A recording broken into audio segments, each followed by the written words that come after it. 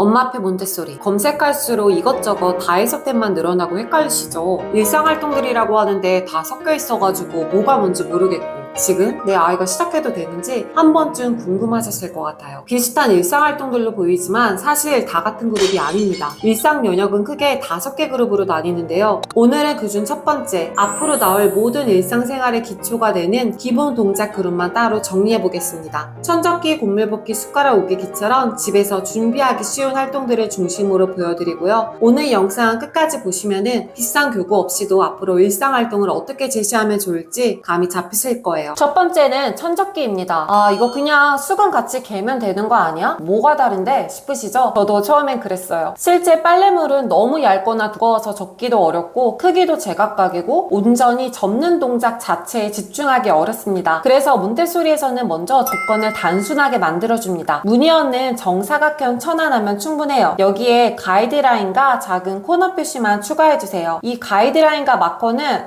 이거 삐뚤어졌어, 여기 맞춰, 이렇게 말하지 않아도 정확하고 반듯하게 접었는지 스스로 확인하고 고쳐나갈 수 있게 도와줍니다. 처음에는 반으로, 그 다음에는 4번, 8번까지 접어봅니다. 모양과 크기가 달라지는 걸 보면서 수학적인 감각도 자라납니다. 천적기에 익숙해지면은 진짜 생활 속 적기로도 자연스럽게 연결하면 됩니다. 확실히 천적기로 연습을 해서 그런가? 빨래를 되게 잘 개는 아이가 되었어요. 두 번째 활동은 병뚜껑 열고 닫기예요. 뚜껑마다 여는 방법, 닫는 방법이 다 다른데 이런 것들을 익히는 활동입니다. 이거는 돈 들일 필요가 없습니다. 집에서 다 쓴 용기들이 최고의 교구가 됩니다. 다이소 공병 코너나 집에서 다 쓴 용기들을 모아서 이렇게 작은 바구니에 담아주세요. 하나씩 열고 나열한 다음 다시 닫는 순서를 보여주고 아이도 해보게 합니다. 뚜껑이랑 병을 섞어놓고 짝을 맞춰보는 활동으로도 확장해볼 수 있어요. 더 나아가면은 금속, 플라스틱처럼 이렇게 재질별로 혹은 돌려서 여는 것과 눌러서 여는 것처럼 여는 방식별로 나눠보는 것도 좋아요. 세 번째는 붓기 활동입니다. 쌀 같은 이런 곡물들을 부어보는 활동이에요. 한 용기에서 다른 용기를 옮기는 단순한 활동처럼 보이지만 생각보다 손을 많이 쓰는 활동이에요. 한 손으로는 잡고 다른 손으로는 받치고 어느 정도 기울여야 하는지 계속 조절해야 하거든요. 처음에는 마카로니처럼 큰 재료로 시작해보세요. 발달 단계에 따라서 쌀이나 깨처럼 점점 작은 재료로 바꾸면은 자연스럽게 난이도가 높아집니다. 저는 같은 활동도 재료를 자주 바꿔주는 편인데요. 재료만 바뀌어도 새로운 활동처럼 집중하더라고요. 마른 재료 다음에는 물을 달아보겠습니다. 용기 2개와 스펀지와 천을 준비해주세요. 물은 식용색소를 이용하면 흥미를 극대화할 수 있습니다. 물을 빈 용기에 천천히 붓고 붓기가 끝나면 스펀지로 용기 입구를 한번 닦습니다. 그리고 다시 용기는 제자리에 둡니다.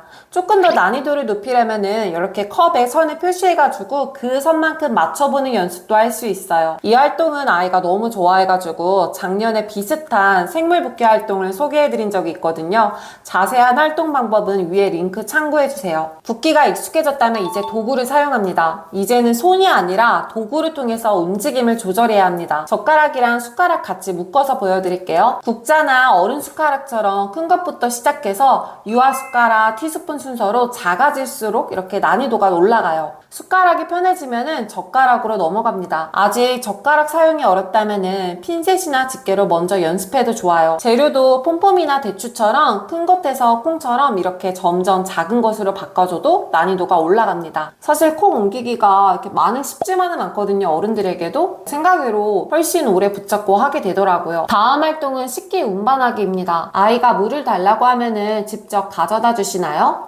오늘 손님이 오셨는데 물 한 잔 가져다 드릴까? 엄마한테 차 갖다 줄 수 있어? 라며 아이에게 진짜 역할을 맡겨보세요. 손잡이가 있는 컵과 컵받침, 작은 쟁반을 준비해줍니다. 쟁반을 들 때는 양손으로 쟁반을 안정적으로 잡고 컵받침을 내려놓고 컵을 옮기고 다시 컵받침을 올리고 마실 사람 앞에 두는 것을 보여주세요. 빈 컵으로 시작해서 점점 물이 든 컵으로 난이도를 높여보세요. 홍차처럼 티백이 있는 것은 우려서 손잡이는 또 이렇게 오른쪽으로 돌려서 제공하는 것까지 알려주세요. 6번째는 스펀지 짜기입니다. 쟁반에 용기 2개, 스펀지 2개, 작은 타월 하나만 세팅해주세요. 스펀지를 이용해서 한쪽 용기의 물을 반대쪽으로 옮기는 활동인데 손 아기 힘을 기르는데 이만한 게 없습니다. 이 활동도 예전 영상에 자세히 담아두었으니 링크 참고해주세요.